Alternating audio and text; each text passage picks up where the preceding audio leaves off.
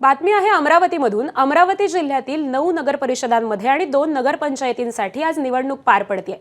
धामणगाव रेल्वेमध्ये भाजप आमदार प्रताप अडसड यांच्या बहीण अर्चना रोठे हे नगराध्यक्ष पदाच्या उमेदवार, तर काँग्रेसकडून वर्षा देशमुख या रिंगणामध्ये आहेत। तर नवमतदारांनी मतदानाचा हक्क देखील इथे बजावलेला आहे।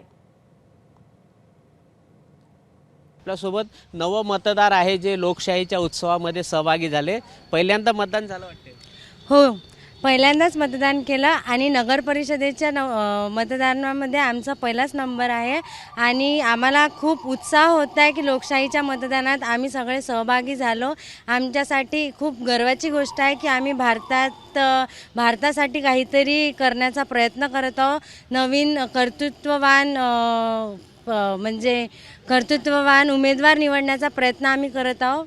पाहूया आता काय होतं। तू पण पहिल्यांदा?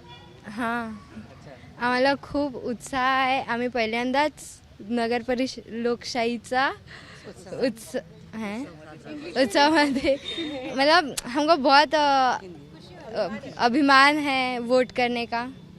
आम्ही यवतमाळ डिस्ट्रिक्ट नेरमधून आलेलो आहोत। मतदान करायला? हो बिलकुल, खूपच अभिमान आम्हाला मतदानाचा।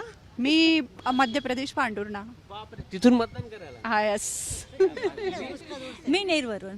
आपण बघू शकतो की खूप लांब-लांबवरून लोकशाहीच्या उत्सवामध्ये सहभागी होण्यासाठी या महिला मतदार ह्या धामणगाव रेल्वेमध्ये मतदान करण्यासाठी आलेले आपल्या पाहायला आणि नवमतदार जे आहे ते युवा वर्गात त्यांनी सुद्धा मतदान करायला सुरुवात केलेली आहे आणि खूप मोठी गर्दी धामणगाव रेल्वेच्या मतदान केंद्रावर आपल्याला पाहायला मिळते। कॅमेरामॅन अमोल देशमुखचा प्रणय निर्बाण, एबीपी माझा, धामणगाव रेल्वे, अमरावती। एबीपी माझा, उघडा डोळे बघा नीट।